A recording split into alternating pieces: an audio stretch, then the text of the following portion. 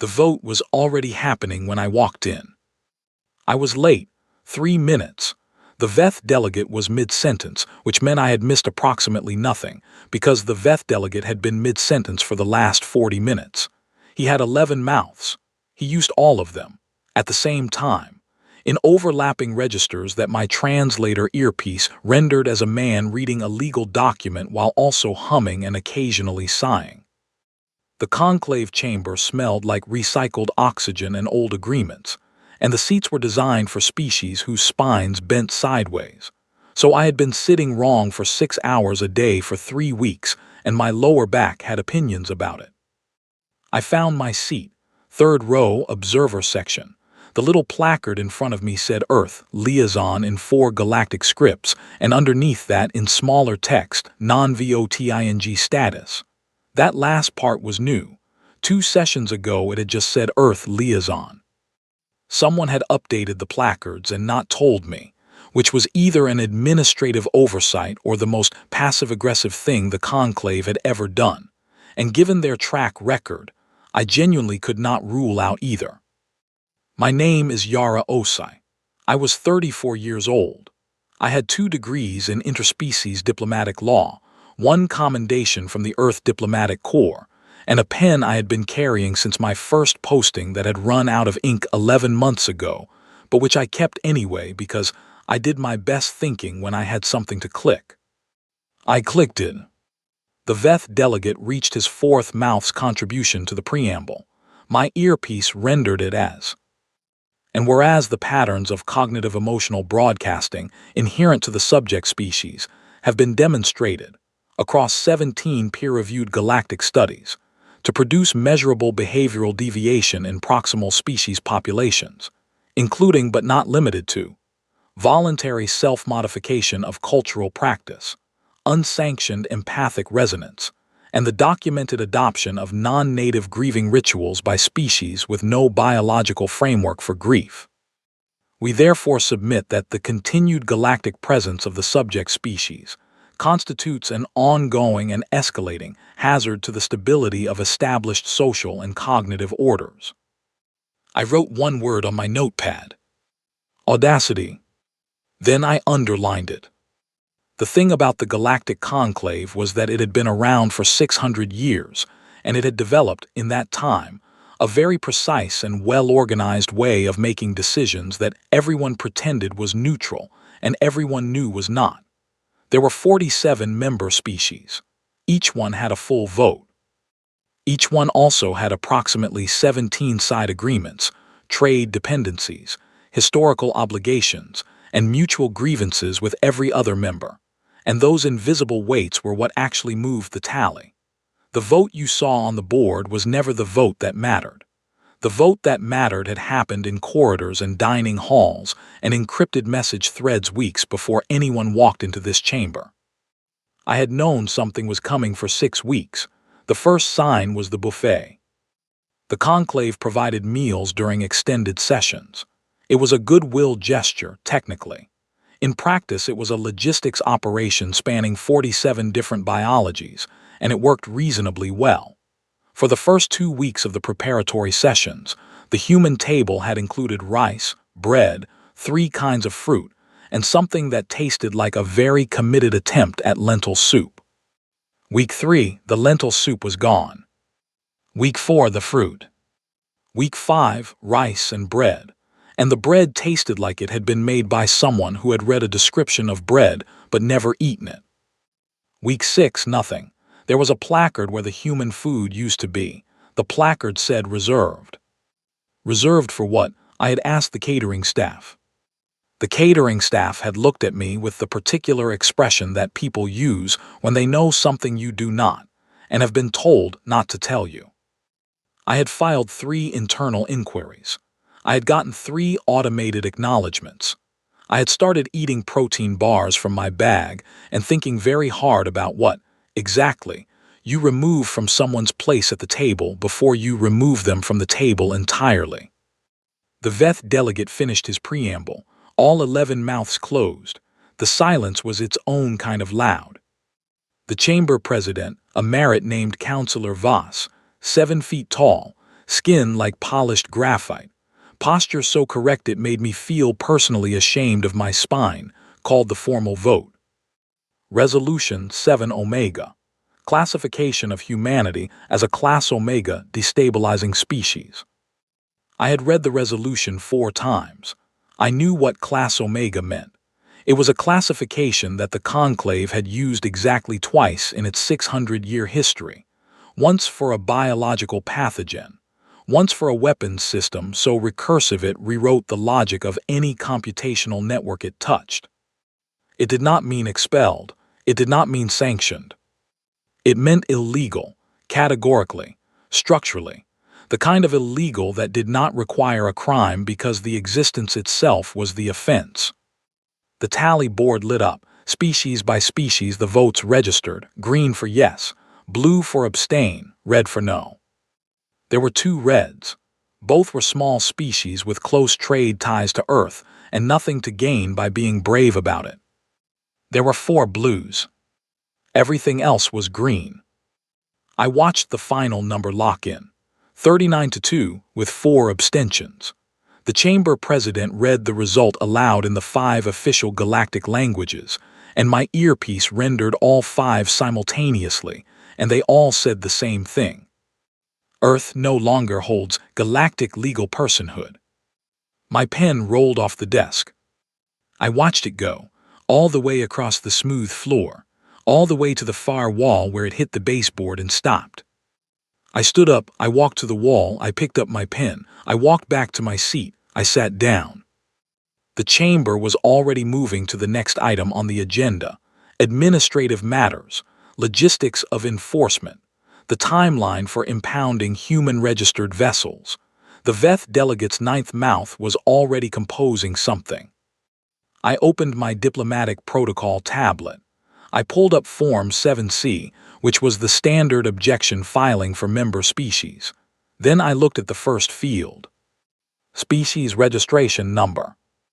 I stared at that field for a long time. Then I opened a new form, Form 7D, which was the objection filing for non-member entities. It had different fields.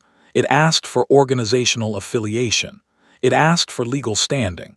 It asked for the basis of the objection under galactic law. The basis field had a 200-word limit. I started typing. I used 198 of those words.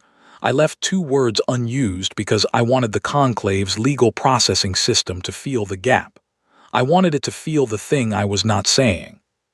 I filed the form. The automated response came back in 4 seconds. Your objection has been received and will be reviewed in standard processing order. Current estimated review time, 16 to 20 weeks. I closed the tablet. The chamber was voting on the logistics of my species removal from the galaxy. The VETH delegate's 11th mouth had joined in now.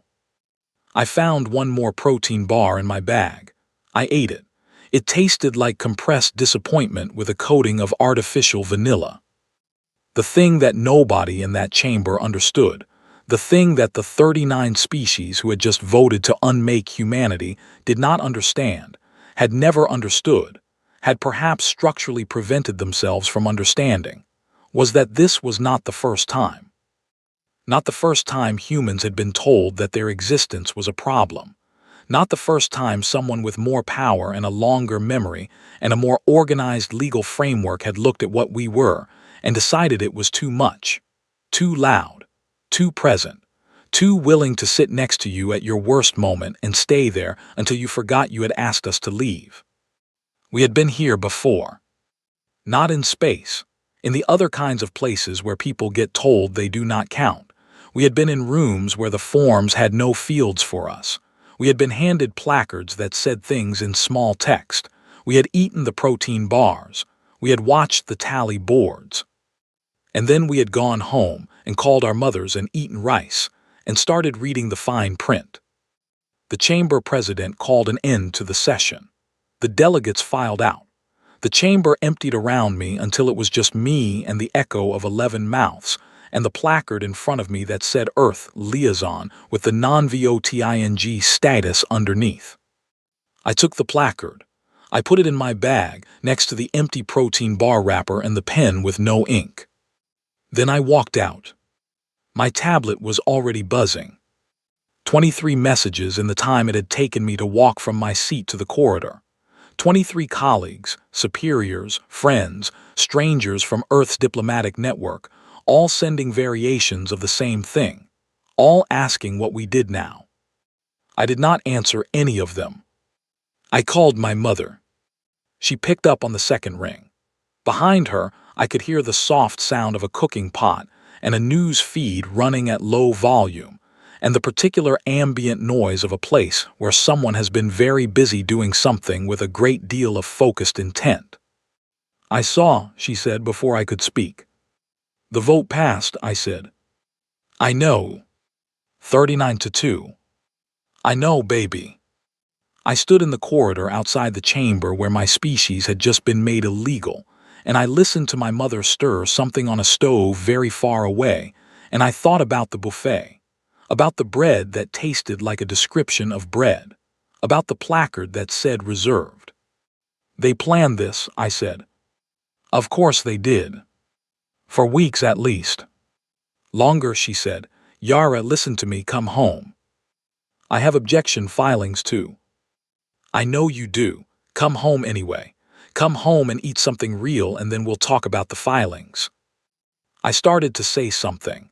Then I heard the background noise on her call more clearly. The news feed was not one feed. It was 7, running simultaneously, and the busy ambient noise was not cooking preparation. It was keyboards. Multiple keyboards. Mama, I said, what are you doing? The stirring sound stopped. What I've been doing for 6 weeks, she said. The line was quiet for a moment. Then she said, Yara, we've been illegal before, we're good at this. 4 words. I didn't ask which time. I didn't need to. She was 71 years old with a bad knee and the particular calm of someone who has already done the math and is now waiting for everyone else to catch up. I looked back at the chamber door. Somewhere in there, 39 species were writing up the logistics of erasing us. My tablet had 41 messages now. I turned around and started walking toward the transit bay. My pen was in my hand, out of ink. I clicked it anyway. There was a lot of work to do. The messages did not stop. By the time I reached the transit bay, they numbered 67. By the time I boarded the shuttle back to the human residential block, they were past 100. I stopped reading them somewhere around message 40 when I noticed a pattern. The first 20 or so were panic, pure and simple, the kind of messages people send when the floor drops out and they need to feel that someone else knows the floor has dropped out. But after that, around message 22 or 23, something changed. They stopped asking what we did now. They started telling me. Message 22 was from a man named Owen Birch, a trade law specialist out of the Geneva office, who I had met exactly once at a conference 3 years ago. He had sent me a 7-point brief outlining the procedural vulnerabilities in the Conclave's resolution under the 7th Expansion Treaty, a document so old that most galactic legal systems had stopped cross-referencing it, because the species who originally drafted it had evolved past the need for written language and nobody had officially retired the treaty, which meant it was still, technically, active. Message 23 was a list, 43 items, every active legal framework under which a non-member entity could challenge a Class Omega designation. 17 of those frameworks were ones I had never heard of. The message was from someone named Clara Holt. No title, no affiliation listed. Just a name and a note at the bottom that said, "These are the ones they forgot about." Message 38 was a contact list. 340 names, organized by posting location. Every human diplomat, liaison, trade representative, and observer currently stationed across 12 systems. And next to each name, a status tag. Most of them said, ready. I sat with that word for the entire shuttle ride back. Ready, not panicking, not fleeing. Ready, like they had been sitting somewhere with their coats on, watching the clock, waiting for someone to open the door. My mother had said 6 weeks. She had been doing something for 6 weeks. I had been filing internal inquiries about catering and getting automated responses, and she had been running keyboards. The shuttle docked. I walked into the human residential block, which was technically a guest wing of the conclave's administrative complex, and which had, in the past 3 hours, been transformed from a quiet hallway of closed doors into something that hummed with the specific energy of people who have run out of patience and found it clarifying. Doors were open. People were moving between rooms. Someone had set up a screen in the common area that was running 6 feeds simultaneously.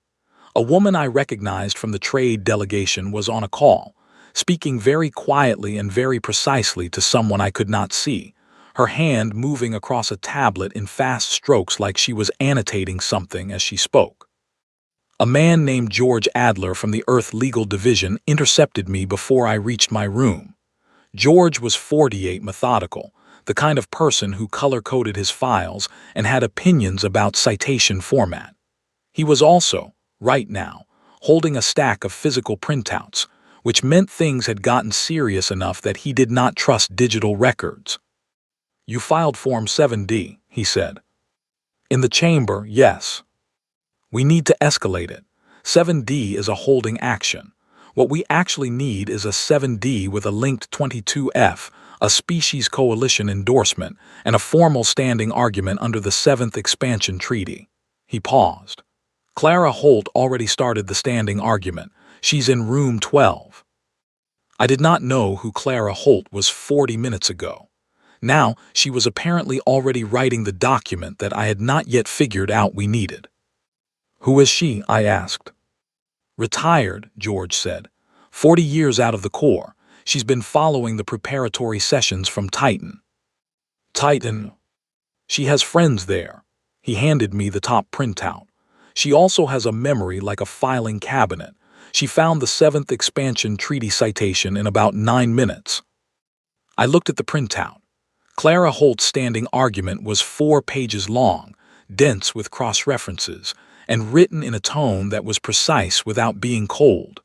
It read like someone who had been waiting a long time to write it and wanted to get every word right. I walked to room 12. Clara Holt was 73 years old, small, white-haired, with the posture of someone who had spent decades in formal chambers and the expression of someone who had long since stopped being impressed by them. She was sitting at a folding table with 3 tablets arranged in a semicircle in front of her, eating crackers from a small bag, and dictating corrections to a younger woman who was transcribing them in real time. She looked up when I walked in. "Yara Osai," she said. It was not a question. She had been expecting me. "Sit down. You look like you haven't eaten a real meal in a week." 6 days, I said. "They pulled the food in week 3, she said. "I know, we were watching the session logs." She pushed the cracker bag toward me. "They were not subtle. That was either arrogance or a message." "Both," I said. She made a sound that was almost a laugh. "Yes, probably both." She picked up one of the tablets and turned it toward me. "Look at this." On the screen was a chart. Not a legal document, not a brief. A chart with a timeline running across the top and a set of color-coded lines tracking activity across galactic legal archives. "Someone has been pulling archival access records," she said. "Specifically, access to treaties and frameworks from the first and second expansion periods, old documents, things that most member species stopped consulting when the Conclave reformatted its legal index in year 340. She tapped the screen. "Access spiked 6 weeks ago, not from Conclave internal systems, from independent research terminals." "Human terminals," I said. "Across 9 systems," she said. "Yes." I stared at the chart. 9 systems. Dozens of people, maybe more, pulling up documents that the rest of the galaxy had quietly set aside, because the rest of the galaxy had been here for 600 years and had accumulated the quiet confidence of institutions that assume their way of doing things has already accounted for every edge case. They had not accounted for us, not the way we actually were. They had modeled us as a destabilizing biological force, an unregulated emotional pathogen, a species that made other species do things they would not otherwise do. They wrote that into their resolution as a condemnation. They did not appear to understand that they had just described our greatest skill. My tablet buzzed. I looked at the screen. It was a notification from the Conclave's legal processing system. Current objection filing queue. Standard processing order, 16 to 20 weeks. And then, below that, an updated figure I had not seen before. Total active objection filings received in the past 2 hours, 341. I counted, 340 human representatives across 12 systems, 1 filing each. Plus mine, 341. Filed simultaneously, in the 2 hours since the vote, under 17 different legal frameworks, including frameworks that the Conclave's legal processing system had not been asked to cross-reference in over a century and therefore had not, apparently, pre-indexed for rapid processing. The system was not designed for this. It was designed for the occasional formal objection from a member species, filed through established channels, moving through a process that everyone understood and that moved at the pace of an institution that had never needed to hurry. It was not designed for 341 simultaneous filings under 17 frameworks, several of which required the system to go and find the relevant legal architecture in archives that had not been digitally indexed in their current format. "How long does this back things up?" I asked. Clara Holt allowed herself a small smile. The last time the Conclave's legal processing system went into formal backlog was year 347, she said, during the second merit boundary dispute. "How long did that take to resolve?" 8 months, she said, and that was 17 filings. I did the math. She let me do it. She sat there eating her crackers and let me work out what 341 filings across 17 frameworks, filed by a species that had just spent 6 weeks reading documents the galaxy had forgotten it owned, was about to do to the most powerful legal institution in the known world. It was not going to stop the resolution, not immediately, not with 39 votes behind it and 600 years of institutional weight. But it was going to slow it down, and slowing it down meant time. And time was the one thing the Conclave had not factored into its model of how humanity would respond to being made illegal. They had expected grief, or anger, or negotiation. They had not expected the fine print. My tablet buzzed again. This time it was a call request. The name on the screen made me stop. "Mama." I answered it. She was at a table somewhere I did not recognize, a cargo hub by the look of the background, functional and industrial, with other people moving behind her. She had a bowl of rice in front of her and a screen to her left, and the particular expression she got when she had been working for hours and was nowhere close to done. "You got to Clara," she said. "You know Clara Holt." "I got her number from Owen Birch 3 years ago," she said. "After the Conclave's second preparatory review, the one that produced the restricted species proposal that didn't pass." She picked up her spoon. I kept it. Of course she had. She had a bad knee and opinions about tea, and she had kept the number of a retired diplomat for 3 years because she thought she might need it someday. "You knew," I said. "Baby." She looked at me through the screen. The background noise behind her was keyboards again, multiple keyboards, and now I could also hear voices running through what sounded like a structured briefing. "We've been illegal before. We're good at this." "How many people are working from that location?" She looked around, counted. "Right now, 14. We have 8 more coming in the morning shift." "Mama, that's a coordination cell." "Yes," she said. "You've been running a coordination cell." "I prefer to think of it as a reading group that got motivated," she said. Behind her, one of the voices asked something about the 7th Expansion Treaty citation, and someone else answered with a document reference number from memory, and 2 people started cross-talking about procedural standing, and my mother sat in the middle of it eating rice with the calm of someone who lit a fire 6 weeks ago and has been feeding it since. I pressed my fingers against my eyes. I thought about the buffet, the bread that tasted like a description of bread, the placard that said reserved. I thought about 39 species who had built a legal mechanism to remove us from the galaxy, and who had apparently not once considered that we had been reading their rule book. Not as a side project, not as a desperate last measure, as a reflex, as the thing humans do when someone points at the door and says you do not belong here. We read the sign on the door. We read the code the sign was posted under. We find the paragraph that the sign forgot to account for, and then we sit very quietly with that paragraph and we wait. "Come home," my mother said. "I can't yet. We have filing work to do here." "I know, I meant come home eventually." She looked at me with the steady look that I had spent my entire childhood trying to read and never fully decoding. "You're not done yet, but you will be. And then you come home, and I make rice, and you sleep in your old room, and we talk about what comes next." The call ended. I put my tablet down on Clara Holt's folding table. Outside, through the open door of room 12, I could hear the common area still humming, still moving. Someone had put new feeds up on the screen. The Conclave's legal processing system had, according to one of the feeds, issued its first formal backlog notice in nearly 7 centuries. Current processing delay for new filings, estimated 14 months. 14 months. The galaxy had tried to write us out of existence, and instead found itself buried in paperwork. George Adler appeared in the doorway holding a new printout. "We have a response from the Merit Trade Delegation," he said. He looked like he was trying not to smile and not fully succeeding. "Good response or bad response?" I asked. "They want to file a supporting brief." Clara Holt set down her crackers. "The Merit," she said, in a tone that suggested this was not nothing. "Yes," George said. "The Merit," she said again, "do not file supporting briefs.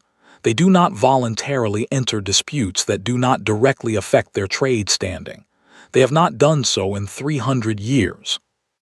"There's a note attached," George said. He looked at the printout. "It references a medical posting, 4 years apparently, on their homeworld, a human doctor." He paused. "It says the brief will cite trade agreements in the formal filing, but the note says, 'Tell them we remember.'" The room was quiet. Clara Holt picked up her crackers again. She ate one. She looked at the ceiling. 14 months, she said, "and the Merit." "Yes," I said. "Well," she looked back at her tablets, "we'd better write something worth their signature." I pulled up a chair. George handed me the printout. Outside, the common area hummed and the feeds ran, and somewhere 100 light years away my mother was eating rice at a table full of people who had decided, 6 weeks ago, that the galaxy had misread the situation. The audacity, I thought, was structural. The enforcement began on a Thursday, which felt deliberate. Thursdays have a quality of established routine, of normal procedure, and the Conclave had clearly decided that impounding human ships and quarantining human colonies should feel like administration rather than action. Routine paperwork, a process moving through its scheduled steps. The first ship was a cargo vessel named the Kepler Line 7, registered out of Ganymede, 3-person crew, mid-run between a trade station in the Dravathi Outer System and a fuel depot near the Merit boundary. The Conclave's Enforcement Division intercepted it with a standard hailing frequency and a document package, and the crew, according to the report that reached me, responded by asking if they could finish their delivery first, and when the enforcement officer said no, they asked if they could at least use the bathroom. They were allowed to use the bathroom. They were not allowed to finish the delivery. 43 more vessels were impounded in the first 72 hours. The crews were processed, documented, and transferred to holding facilities that the Conclave called transition zones, which was a name so deliberately administrative that it almost succeeded in describing nothing at all. Almost. I was in Clara's room when the first colony status update came through. 17 human colonies across 4 systems had received quarantine notifications. The notifications were polite. They used words like restriction and movement limitation and temporary measure. They did not use the word quarantine, but that was what they were, and everyone reading them understood this. And the politeness of the language sat on top of the meaning the way the catering placard had sat on top of the empty space where our food used to be. I filed 4 new objection documents before lunch. Clara filed 11. George filed 8 and also, somehow, found time to put together a cross-reference index of all active conclave enforcement actions against the relevant treaty frameworks, color-coded by priority level. I did not ask when he slept. I was not sure he did. What I was watching and could not fully name yet was a kind of structural test. The conclave was an institution built on member consensus and the assumption that its definitions held. The definition of personhood, the definition of species standing, the definition of what counted as a legal entity with rights versus what counted as a classification, a hazard, a thing to be managed. It had passed those definitions into law 37 days ago. And now the law was moving, and the world was responding. Not the way the conclave had modeled. The first sign came from the Merit. Their brief arrived formally on day 4 of enforcement, and it was, as Clara had predicted, a document of extraordinary precision. The Merit were contractualists by culture and by cognitive architecture. They did not, as a species, operate on sentiment. They had a word in their primary language that translated approximately to emotional noise, and they used it to describe the entire category of decisions made on the basis of feeling rather than calculated interest. They considered it a deficiency, a kind of cognitive static. The brief cited 17 trade agreements. It cited the 7th Expansion Treaty. It cited 3 Port Authority codes from the first conclave period that nobody had invoked in living memory. It was, on its surface, a masterwork of the kind of legal argument that the Merit considered the only valid form of reasoning. And then in Appendix C, at the bottom of 22 pages of trade law, there was one paragraph. It was not legally binding. Clara said so when she read it. George nodded. I read it 3 times. It said, the Merit delegation acknowledges that this brief proceeds from contractual obligation.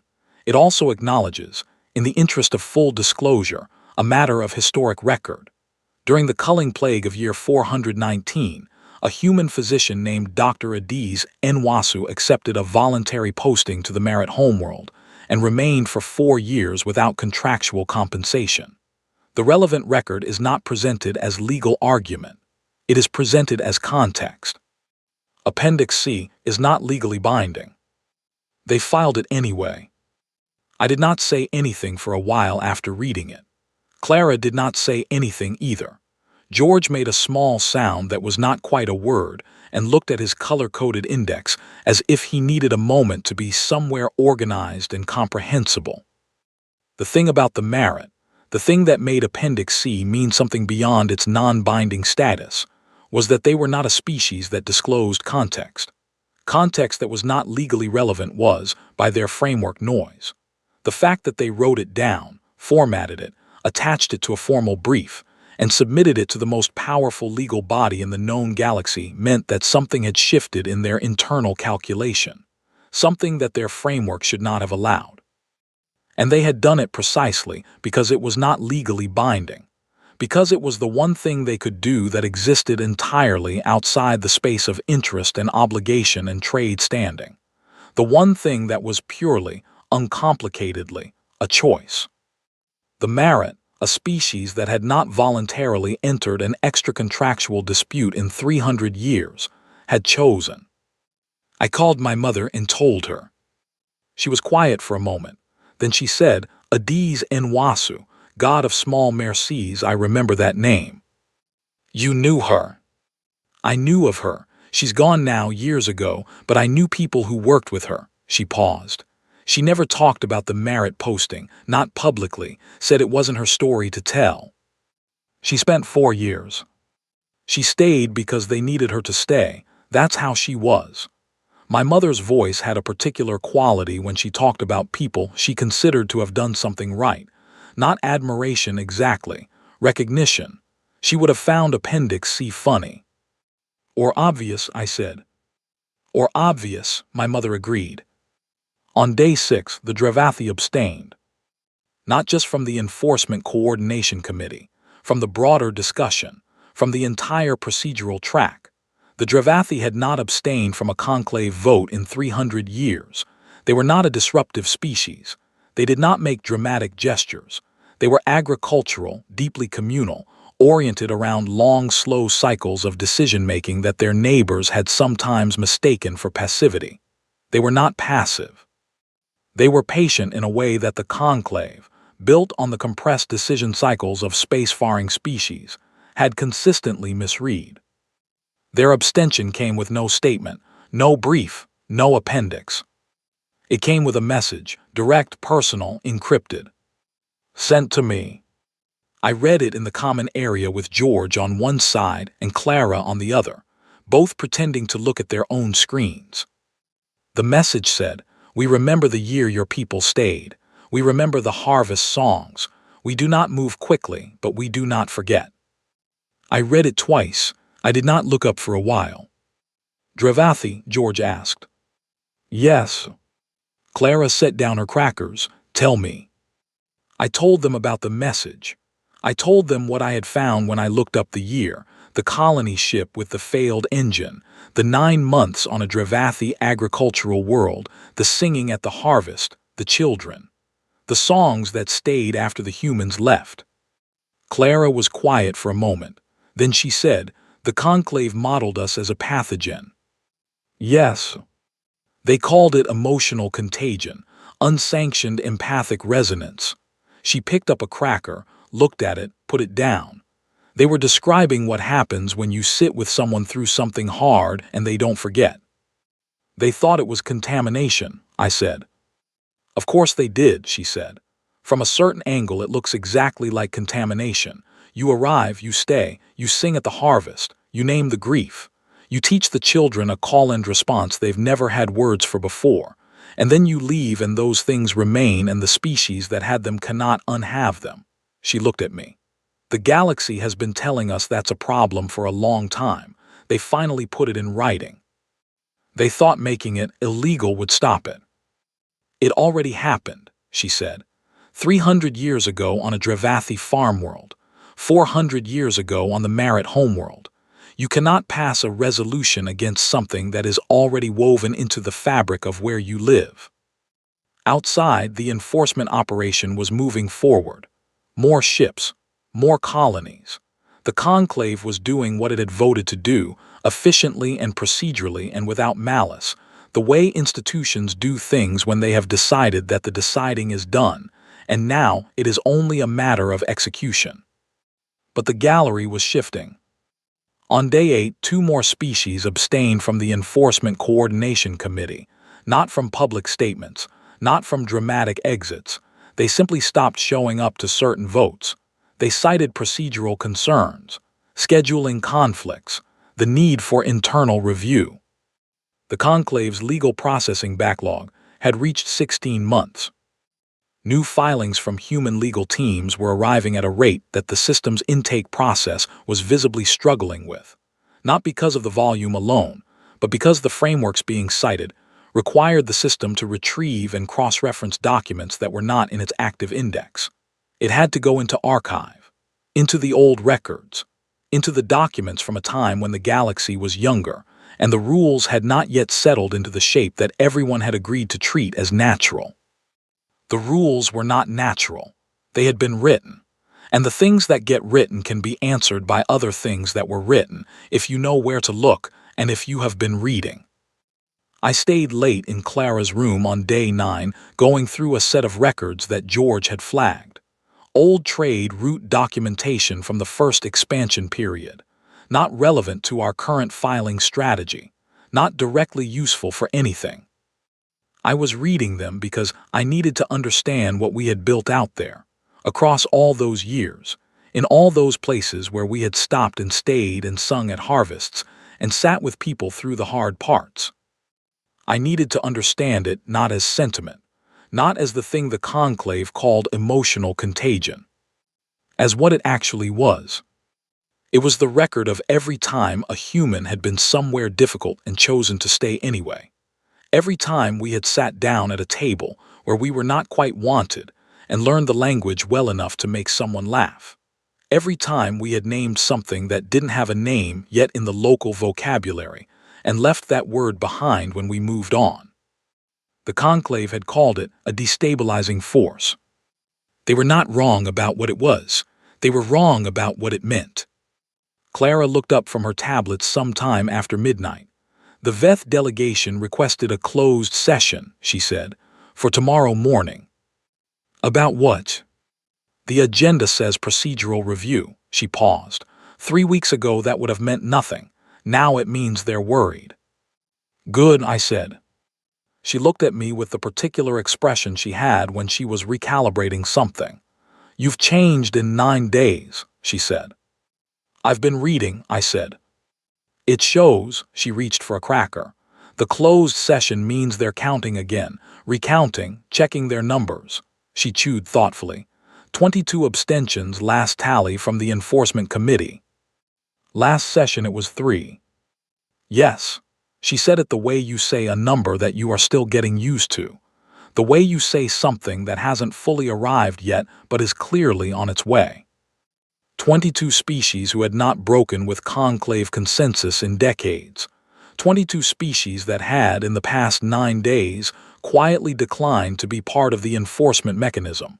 Not publicly, not dramatically. Just stopped showing up to certain votes. Just started asking for more time to review. Just started, apparently, remembering things. I looked at the message from the Drevathi again. We remember the harvest songs. We do not move quickly, but we do not forget. The conclave had built a wall to keep humanity out.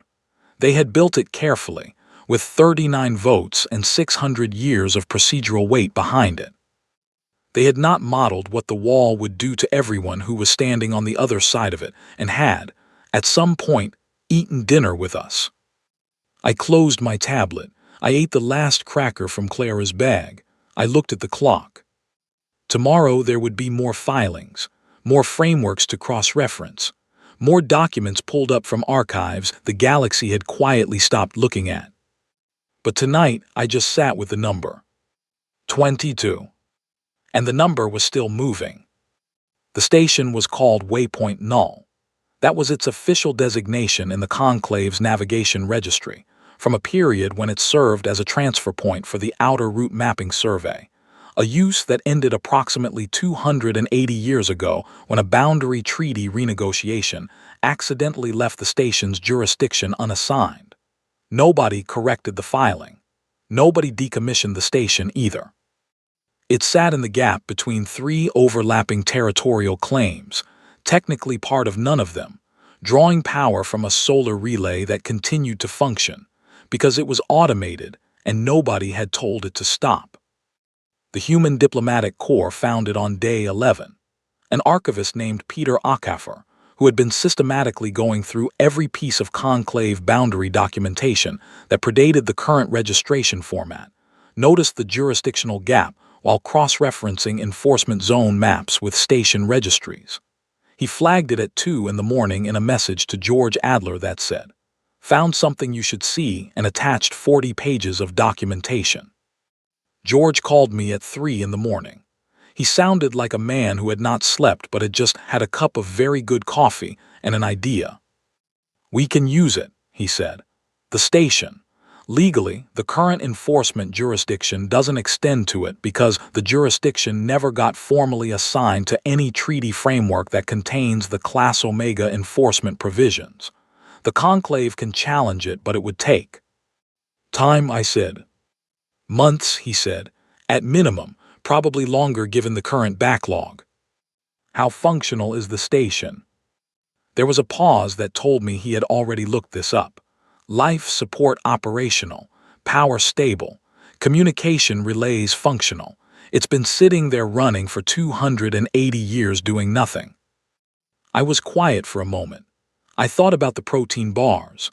I thought about Clara's crackers. I thought about a station that had been waiting in a jurisdictional gap for almost 3 centuries because nobody had gotten around to filing the right paperwork. Get Peter to document the jurisdictional argument fully, I said. I want it airtight before we move anyone there.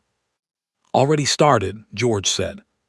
48 hours later, I was standing in Waypoint Null for the first time. It smelled like recycled air and old arguments, which I was beginning to understand was the smell of every place where humans had decided to dig in and work. The corridors were narrow. The lights ran at about 80%. The common area had furniture that was designed for 3 different species, and none of them human, which meant we had spent the first morning rearranging everything into configurations that were slightly wrong in different ways and collectively more tolerable. Clara Holt arrived on the second shuttle with 17 printed documents, a bag of crackers, and Peter Acaffer, who was 31, very quiet, and apparently capable of finding jurisdictional gaps in ancient treaty documents, the way other people find loose change in a sofa. George brought the filing archive. He also brought a color printer, which he set up in the room that had become our working space, and which he proceeded to use extensively. By the end of the first week at Waypoint Null, we had 43 people working across 4 rooms in a common area. Human legal specialists, former diplomats, 2 people who had been retired for over a decade and returned specifically for this, 1 linguist whose official role was translation support, and who was also, it turned out, an expert in archival conclave procedure, because she had written her academic thesis on it 20 years ago and never entirely stopped thinking about it. Her name was Ruth Dale. She was 53, British, precise in a way that felt physical, and she had found 3 treaty clauses in her first 4 days that none of the rest of us had known existed. The third one made Clara Holt set down her crackers and stare at the ceiling for a full minute before she spoke. "This is the argument," Clara said. "This is the foundational argument." Ruth had her hands folded on the table and the expression of someone who had known that for a while. "Yes," she said. The clause was from the Conclave's founding charter, pre-expansion, the language that predated everything the Conclave had built itself into. It said, in the translation Ruth had worked through across 2 days, no designation of legal status may proceed from a species-specific judgment, as a species-specific judgment cannot constitute universal law without the consent of the entity whose status is being determined. I read it twice. They violated their own founding charter, I said. The resolution was passed under the current framework, Ruth said, which does not directly reference the founding charter because the founding charter predates the current framework by 400 years, and the assumption was that the current framework superseded it. Assumption, Clara said. Yes, Ruth said. Assumption, not formal supersession. There was never a vote to formally retire the founding charter. It was simply set aside. Like the 7th Expansion Treaty, I said. Like several things, Ruth said. The Conclave is 600 years old. It has accumulated a great deal of foundational language that it has, over time, quietly stopped reading. Because nothing ever needed it, I said. Until now, Ruth said. I looked at the clause on the screen. I thought about 39 species and a vote and a placard that said reserved. I thought about Clara finding 3 treaty clauses in 4 days. I thought about Peter Acaffer at 2 in the morning, finding a jurisdictional gap that had been sitting there for 280 years, running on automated power, waiting to be found. The Conclave had built its resolution on the assumption that the rules were settled, that the architecture of galactic law was fixed and mapped, and that every relevant clause had been accounted for. They had not been reading the old rooms. We had. On day 19 at Waypoint Null, the abstention count from the Enforcement Committee reached 22. I was in the middle of a working session with George and Ruth when the notification came through, and George showed it to me on his tablet, and I stopped talking for a moment. Last session it had been 3. Then 9, then 15, now 22. The movement was quiet. None of the abstaining species were making statements. None of them were staging walkouts or filing counter-resolutions. They were simply, in the slow and deliberate way that institutions move when something in the foundation has shifted, declining to be part of the mechanism. The VETH had called 2 more closed sessions. The chamber president had issued a procedural statement that was careful and measured, and which, if you read between its lines, was asking everyone to hold their positions while the numbers were re-examined. The numbers were not holding. I knew I was not the right person for what was coming. I knew this the way you know things about yourself that you have not yet had to act on. I was a mid-rank liaison who had watched a pen roll across a chamber floor and decided to pick it up. I was not a great orator. I was not a political figure. I had never in my career sought visibility, and I was constitutively unsuited to the kind of performance that formal conclave proceedings required. Clara knew it too. She did not say it. She showed it to me sideways, the way she did with most things, by talking about something else. The founding charter argument requires a speaker, she said one evening, when the station had gone quiet and most people had gone to sleep. Someone with standing in the chamber, someone the coalition will name. The Merit Coalition, I said. They'll name a human speaker, she said. It needs to be a human, symbolically and legally. Who? She looked at me.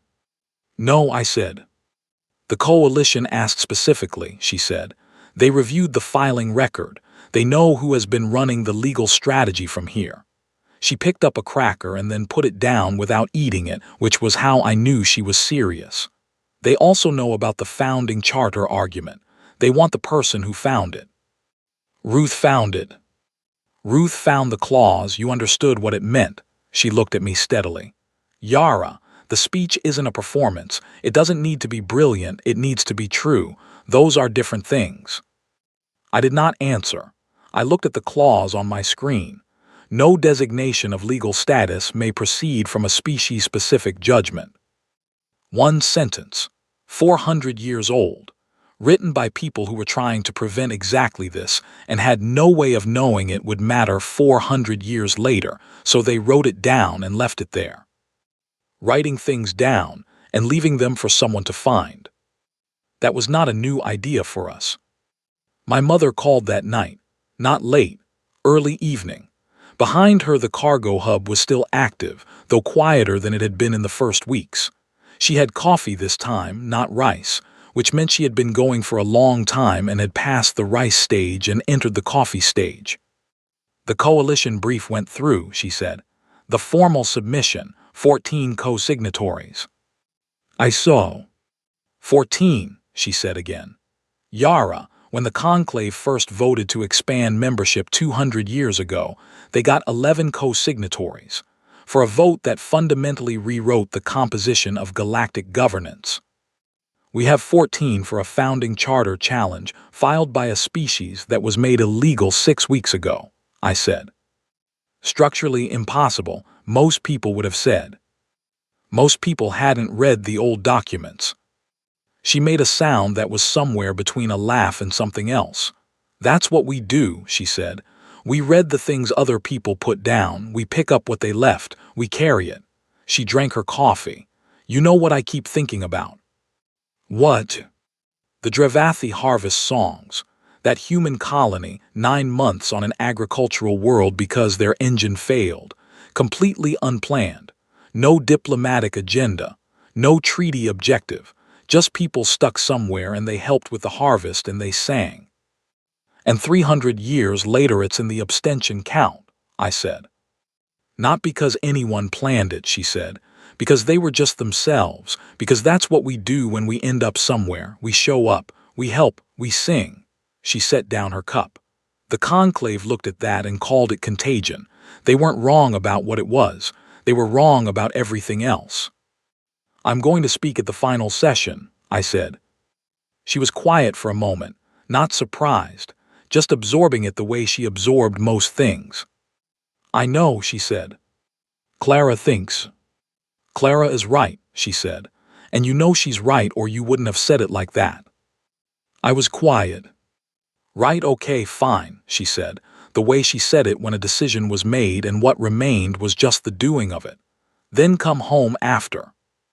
After, I said, yes. I'll make rice. The line went quiet. I sat in the narrow corridor of Waypoint Null with the recycled air and old argument smell, and the station running its automated functions all around me. 280 years of patient waiting. And I thought about what you write down when you are trying to prevent something from happening, and you have no way of knowing if anyone will find it. You write the truest thing you can. You leave it there. You trust that someone will come, eventually, who needs exactly that word. I pulled up my documents. I started with the founding charter clause. I started reading. The session was in 4 days. I had a lot of work to do. I did not give the speech I wrote. The speech I wrote was good. I want to be honest about that because there is a version of this story where I stand up and deliver something I worked on for 4 days and it changes the galaxy. But that is not the story. The story is that I stood in the bathroom of Waypoint Null at 5 in the morning before the transit shuttle came and looked at myself in the mirror above the station's scratched metal sink and had a direct conversation with myself about whether I was actually prepared for this. My conclusion was that I was not. That I was a person who picked up pens off floors and read old documents at 2 in the morning and ate crackers from other people's bags. That I was not a great speaker or a heroic figure. That I had 2 degrees and 1 commendation, and a pen with no ink that I was still carrying because I did my best thinking when I had something to click. Then I thought, what the conclave built their resolution on was the assumption that we should have been someone else, quieter, less present, less prone to sitting down at tables where we were not wanted and learning the language, less likely to stay through the hard parts and sing at the harvest and name the grief and leave something behind that did not belong to us and could not be taken back. They had looked at all of that and called it a problem. The speech I wrote was the speech of someone trying to answer that charge brilliantly. The speech I needed to give was something else. I put the written speech in my bag. I got on the shuttle. I clicked my pen the entire flight. The conclave chamber was the same as it had always been, same recycled air, same sideways chairs that hurt my spine, same placard in the observer section that said Earth Liaison. I did not go to the observer section. I went to the floor.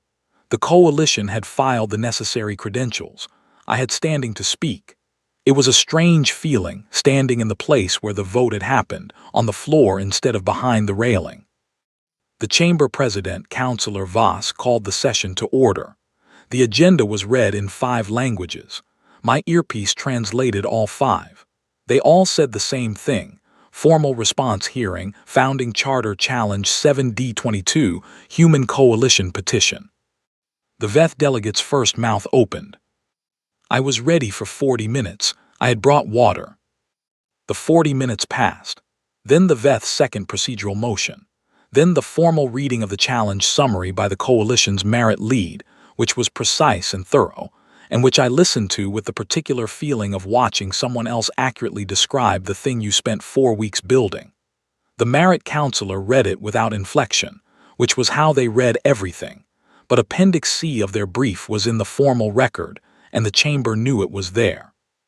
Then Councillor Voss called on the human speaker. I stood up.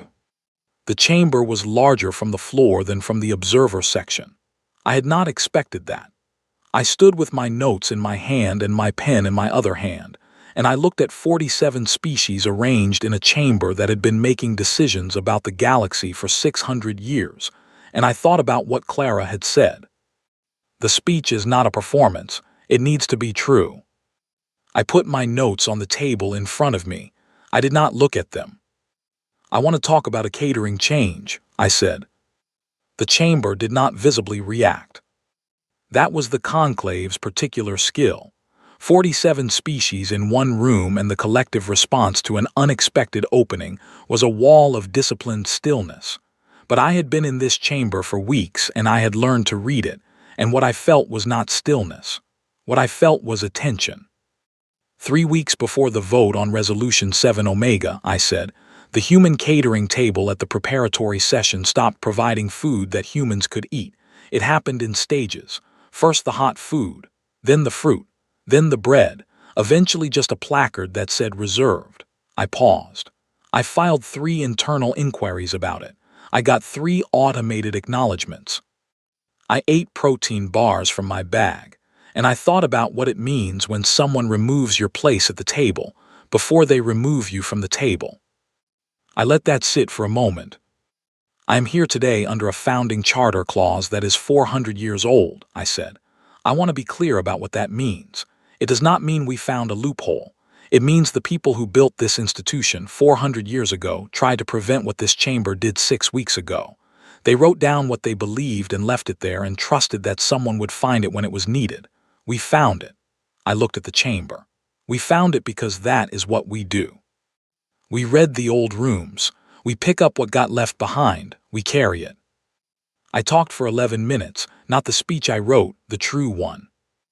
I talked about Adiz Nwasu and 4 years on the Merit homeworld, and a brief with an appendix that was not legally binding, and that the Merit had written anyway because they had something to disclose, and they chose to disclose it. I talked about a colony ship with a failed engine and 9 months on a Drevathi farm world and harvest songs that were still being sung 300 years later. I talked about a station called Waypoint Null, sitting in a jurisdictional gap for 280 years, running on automated power, waiting. I talked about the catering table, about the placard, about what it means to be told in small procedural increments that you do not count. The founding charter says no designation of legal status may proceed from a species-specific judgment, I said. This is not a technicality. This is the foundational principle of what this institution claims to be. You cannot define us out of existence using a framework that excludes us from its own definition. You cannot make us illegal using laws that require our consent to be universal. I paused. You called what we do contamination, emotional contagion, unsanctioned empathic resonance. I let those words sit in the air. You were describing what happens when you sit with someone through the hard parts and they remember. You were describing what happens when you stay long enough to learn the harvest songs. You were describing what happens when you write a paragraph that has no legal force and file it anyway because you have something to say and you want the record to show that you said it. I looked at the Merit delegation. Appendix C is not legally binding, I said. They filed it anyway. That is the only definition of solidarity I have ever needed. The VETH delegate tried to invoke procedural override. I knew he would. I had read the procedural rules carefully enough to know that a coalition-endorsed speaker had certain protections during formal challenge hearings. I also knew the room was going to respond before I did. 29 species voted to let me finish. I finished. The vote took 4 hours. I sat in the chamber for all of them. Clara was in the gallery. George was in the gallery. Peter Acaffer and Ruth Dale and my mother, on a screen feed from the cargo hub on Titan where it was the middle of the night, and she was sitting at the table with her coffee and 22 other people who had been running keyboards for 6 weeks. The chamber president read the tally. Resolution 7 Omega, suspended pending full constitutional review. Not overturned. I want to be precise about that. Suspended, sent back into process.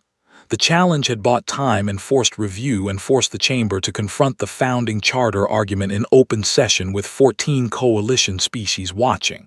It had not won. It had made winning possible. Those are different things and both of them matter. I sat with the word suspended for a long time. George sent me a message that was just the number 31. 31 abstentions in the final procedural committee vote. I had last counted 22. The number was still moving. Clara sent me a message that said, "Eat something." I realized I had not eaten since the crackers on the shuttle, and it was now 7 in the evening, and I was sitting in an increasingly empty chamber, because most of the delegates had moved to the corridor for post-session discussion, which was where most of the actual work of the conclave always happened anyway. In the corridors, in the informal spaces, in the places where the formal record was not running. I stayed in my seat for a while. The chamber emptied around me. The lights shifted into the lower setting they used after sessions ended. The placards were still on the tables. Mine still said Earth Liaison with the small text underneath it. I looked at it. I picked it up, put it in my bag with the pen. In the corridor outside, the Merit counselor was speaking with two other delegates. She saw me pass. She did not stop her conversation, but she made a particular gesture with her primary hand, a motion I did not recognize at first and then did from the treaty documentation I had been reading. It was an old Merit form, pre-expansion. It meant, the record has been noted. I made the closest human approximation I could manage. I hoped it was close enough. I walked through the conclave complex for the last time that evening, through corridors that I had walked for 6 weeks, past rooms where decisions had been made and unmade and suspended and challenged, past the chamber where a pen had rolled off my desk, past the catering bay where a placard had said reserved. Someone had put the human food back, not a full selection, a bowl of rice and some bread that actually tasted like bread. I did not know who had done it or when. I took a plate of rice and ate it standing up in the corridor, and it was the best thing I had tasted in 6 weeks. Outside the conclave complex, the transit bay was running its last shuttle of the evening. I got on it. A Dravathi delegate was seated at the back of the shuttle in the wide section designed for their build, which was tall and broad and not designed for narrow shuttle corridors, but they had managed. There were 2 of them. I recognized one from the abstention committee records. They looked at me. One of them hummed something, just a few notes, low and rhythmic. I did not know the melody, but I recognized the structure, the call and response shape of it, the space left open at the end, waiting. I hummed back, something approximating the answer, probably wrong, probably the accent of someone who learned it from a 300-year-old record instead of from living with it. The Dravathi delegate looked at me for a moment. Then they made a sound that I thought might be the equivalent of a smile. Then they looked back out the window. The shuttle lifted. Waypoint Null was a 2-hour transit from the conclave complex. When I got there, the station was warm and lit and loud with the sound of people who had been watching a feed and were now talking all at once. George was standing in the middle of it holding a printout and trying to explain something to 3 people simultaneously. Peter Acaffer was at a screen with Ruth Dale, already pulling up something new, already looking for the next old room, the next document left behind, the next clause that had been waiting to be found.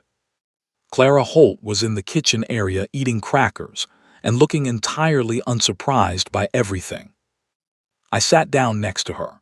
Someone put a cup of something hot in front of me. The common area was full of people who had spent 6 weeks reading fine print and had just watched something shift, and they were not celebrating exactly, because suspended was not victory, but they were making the noise of people who understood that something real had happened, and that the number was still moving, and that there was more work to do, and they were here to do it. My tablet buzzed. "Mama." I answered it before it buzzed twice. "I saw," she said. "I know. You didn't use the speech." "No." She was quiet for a moment. I could hear the cargo hub behind her, quieter now, people winding down. "You ate," she said. "Rice, actually, from the conclave catering bay. They put it back. Someone did." She made that sound again, the one between a laugh and something else. "Come home," she said. "Soon," I said. "There's still work." "I know. Come home when there's less of it." "I'll eat rice." "I'll make extra," she said. The call ended. Around me, Waypoint Null hummed and clicked and ran its automated functions with the patience of something that had been waiting a long time and was used to it. The common area lights were warm. George was still explaining something to 3 people. Peter had found something in the archives, and Ruth was already annotating it. Through the narrow window above the kitchen area, I could see a small piece of the star field, just a corner. Enough.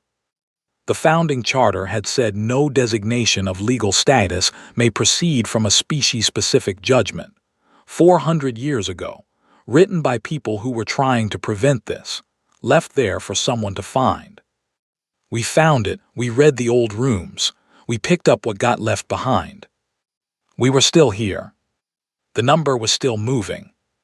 I clicked my pen. It was still out of ink. I held it anyway, and I looked out the small window at the stars, and I thought about harvest songs and Appendix C, and a catering placard, and a Dravathi hum on a transit shuttle, and all the things you can leave in the world by simply showing up and staying and being entirely, stubbornly, unapologetically yourself. The galaxy had tried to write that out. We wrote back. That was all it ever was. That was all it needed to be. I picked up my tablet. I opened the filing queue. There were 37 new documents waiting for review, and the Founding Charter Challenge was moving into its formal review track. And somewhere in the archives there were more old rooms with more old words in them, and I was very good at finding them. I started reading.